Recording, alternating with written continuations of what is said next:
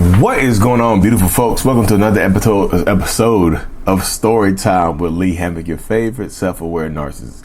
Today, y'all, we got a story about narcissistic toxic abuse where she tried to end it, but he just proves the point that not all breakups with narcissists are mutual. She tried to end it. He said it's not over until I say it's over. Restraining orders. There's a lot of stuff going on here, y'all. We're gonna read it and then we're gonna break it down for you right here. Okay. My ex and I dated for a little over a year. He was physically and emotionally abusive during our relationship.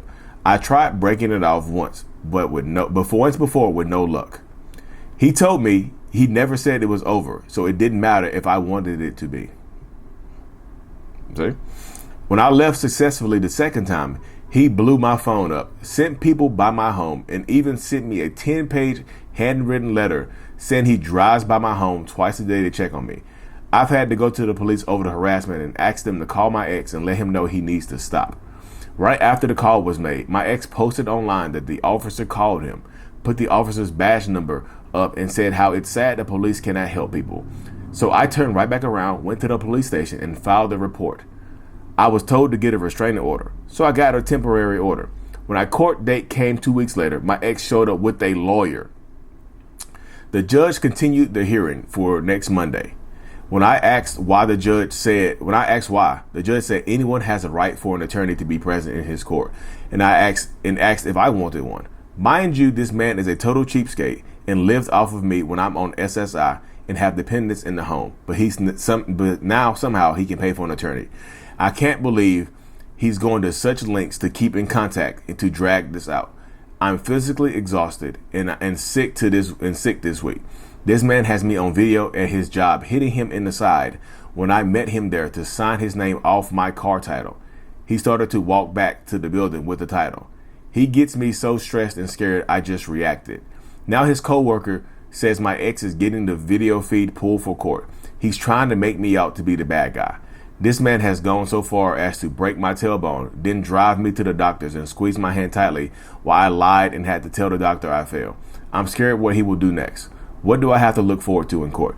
Oh my goodness, y'all. This is I want to say spicy one, but this is a rough one right here, y'all. This is what happened. Like, this happens to so many people. I promise you. Like, so many people. That last part where she said she went to the hospital after getting hurt. So many people go through that when their abuser takes them to the hospital and is sitting there in the hospital with them and coercing them to tell a lie about what happened.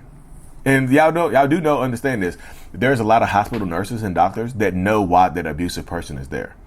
They be knowing, and they be afraid for y'all. They be afraid because they know what's going on behind the scenes. A lot of doctors and nurses do understand domestic violence situations, and they be afraid for y'all. That sometimes they'll ask you to tell the truth, and y'all, like I said, like she just said, she'll lie. So the paper trail is will be off, you know. So this place right here. So yeah, he seemed like a very, very dangerous person. But again, y'all, so this kind of goes to show you when people have nothing to offer you. Remember this saying right here, y'all. When someone has nothing to offer you, when you get in a relationship with somebody that has nothing to offer you, remember that they also have nothing to lose. Because if they have nothing to offer, they have nothing to lose, which means you have everything to lose. You have kids in the house. You say you have dependents and you're taking care of them, and you got a grown ass man that you're taking care of as well. You see? In these spaces, right? This is for future. This is to help other people out there who might be dealing with a similar situation. But future reference, if they have absolutely nothing to offer you and are living off of you while they're there in the house, hell no. You got to keep them to the curb early. You don't even date this type of person because they will get entrenched into your life. This is a scary, dangerous person. And also, he has you on video reacting. That's why I tell people to control your reactions. Controlling your reactions is a superpower. Like, within a year, he got you to put his name on your car, which is, again, they manipulative. They just like, you're doing this because you love me and it'll help me out, help me get on my feet, blah, blah, blah. They try to use people. Narcissistic people are users. They will absolutely use you and abuse you and try to toss you away like nothing, like you don't matter, like nothing happens, like you don't exist to them because they're just trying to get their needs met, whatever those needs are in this situation right here. Yeah, he might have some money saved to go get a lawyer, or he could have got I don't know if you can get a court-appointed attorney, for this type of situation.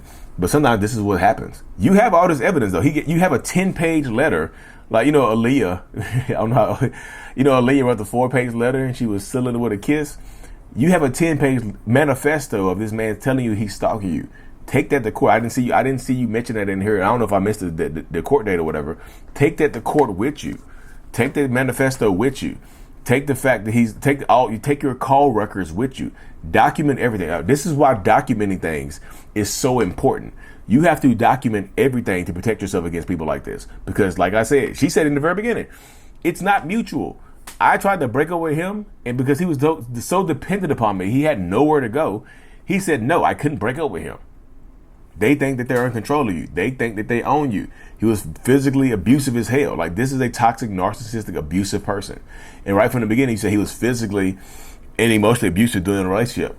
But like, this is the mindset, and probably in front of the kids. Like, sometimes they don't even hide that type of stuff. They do it in front of the kids because they want to sometimes they abuse you in front of the kids, especially if the kids are not theirs, because they want to send the message to the kids that like, hey, you need to fear me. I'm in control. You see what happened to your mama? You see what happened to your daddy? I'm in control. So if you do something, worse will happen to you. Or I will abuse your mom or your dad in front of you because of something that you've done. Yeah.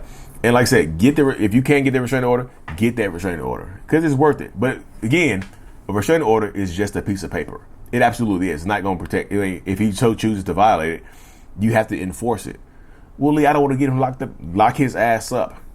If you have a restraining order and they choose to violate it, get their asses locked up. You have to. Because if you don't, they're just going to keep doing this type of stuff. They're going to feel like they have just free reign in your life to come in and out of your life whenever they so choose. Lock his ass up. You see what I'm saying? You have to within this space right here. And yeah, they, like I said, I can't believe he's going to such great lengths to keep in contact and drag this out. Yeah, restraining orders are a lot of times are public record, right? They're public record. And they follow you. So if he's got a job or something like that, or I don't know if he had a job or whatever, they follow you around. Like somebody Googles his name or searches his name, that's going to pop up so-and-so versus the state or something. So-and-so versus you. You know, it's going to pop up in certain states. I know California is definitely one of those states that happens, that this does happen. And like you said, his coworker says he's trying to get the feed pulled for court. That doesn't mean, like, yeah, I don't really think that serves any relevance for what's going on right now. If you hit him while he's taking a car title, but he's physically abused you, you need to have the doctor's report. You need to have your documents together by him coming by your house. You said he drives by my house twice a day to check up on me. That's stalking. He's admitting to stalking you right there.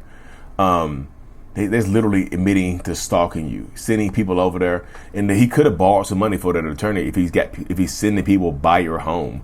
Like, that's right there is showing you that he could have got some money or borrowed some money from somebody to be able to stalk you, which is insane. That should show you how pathetic people are. Let me borrow hey man, bro, can you let me borrow some money for an attorney so I can stalk my ex? You will? Oh, thank you so much. I need to harass the hell out of her. Appreciate you so much. Thank you. That's insane. But you are who you hang around a lot of times. Like, you hang around a bum dude like this and are willing to give him some money to stalk. Well, he probably lying to them. They don't probably know he's trying to make it seem like you being abusive and you try to file some false charges on it. But just stay calm in court if you can. If this hasn't happened already, y'all, narcissists in court. Like I said, some narcissists in court will go in there and lie. They will lie their asses off. You have to remain calm. If you react, they're gonna make it seem like you're being if you react, they're going to make it seem like you're being so emotional, and people will just be like, look at that, she can't control her emotions. You have to take a deep breath. You have to you have to be in control of your emotions. You have to be able to try to relax, because at the end of the day, it can help save you a lot of time, effort, energy, money, all the other good stuff. But anyway, y'all, thanks for tuning in for another episode of Storytime with Lee Hammock, your favorite self-aware narcissist. If you have y'all want to send a video in or whatnot, you can send it a story in, or some text messages or whatever. You can send it to mentalhealness85@gmail.com. All the contact information will be in the description of the video, y'all. Make sure you subscribe to this channel, share this video, share it around, y'all, if you like this type of stuff. And as always, Mental Healness is out. Peace. Thank you so much for making it to the end of my video. I am extremely grateful for you. Have no idea. If you haven't already, make sure you go ahead and subscribe to the channel. Helps reach more people. And click on the screen to watch another video or to browse through another playlist. There's also a link on the screen to check out my courses and my support groups to help you heal and understand what you've been through. Thank you so much again. I will see you in the next video. Peace.